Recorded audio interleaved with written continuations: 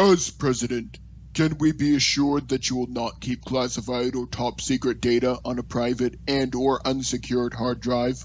What difference at this point does it make? Our allies are being killed by terrorists across the globe. As president, what will you do to fight this? What difference at this point does it make? Healthcare costs are rising for low-income families. As president, what will you do to lower costs? What difference at this point does it make? President Obama has passed countless executive orders. As president, would you begin rescinding these? What difference at this point does it make? Gun violence is increasing in places like Chicago, where there are more gun laws. As president, how would you protect the average Joe? What difference at this point does it make? Income disparity is a real problem. As president, what would you do to close tax loopholes for the 1%? What difference at this point does it make? America is engaged in wars and nation building all over the place, and a lot of people want our boys home. As president, what would you do to bring our troops back? What difference at this point does it make? As veterans return home, they are not getting the care that they need. As president, what would you do to address this?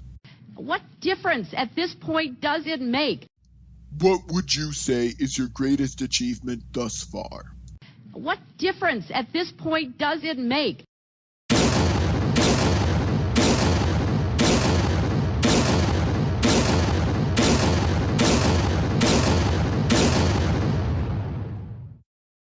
Some might say that I was a little bit unfair to Mrs. Clinton. I think that it was spot on. Let me explain why. She claims that it did not matter whether our boys were killed by a protest or the Libyans decided to kill some Americans. That makes a big difference. Put another way, in a court of law, there are different degrees of murder. Felony murder is the least serious of all of them. This is a murder that occurs during the course of another crime that may not be planned out or intended. If this were a protest gone wrong, then it is a felony murder. Granted, killing a United States ambassador probably carries a slightly heavier weight. The next in line is second-degree murder.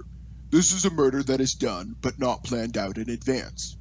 If they just decided to go out and kill some Americans, this would be a second-degree murder, as it was not planned out. First-degree murder is the most serious of all. For this reason, it is sometimes called capital murder. This matches up with the data that came back to us from the ground.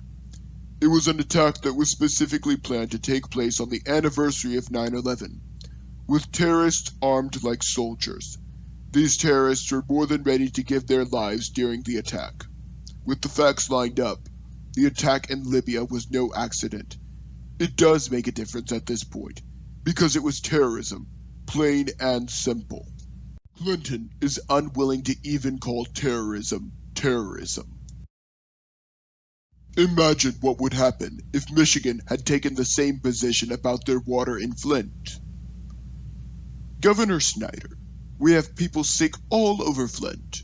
What knowledge did you have in advance about this? Whether it was malicious poisoning or ignorance or the water system shortcomings, what difference at this point does it make? The only difference that it makes is this was right here and not halfway around the world. Then there's her private server. As Secretary of State, she had access to some of the most confidential information that this country has. As president, she would have access to even more dangerous data. What if a ne'er-do-well had broken into her home one night, trying to get some valuables or jewelry, and found this server just sitting in her office? Am I the only one who sees how dangerous this is? Will she keep nuclear launch codes on her phone? I don't think I can trust a manipulative and lying person like that in the Oval Office. Can you? However, if you think that Clinton is bad, do not even get me started on Sanders.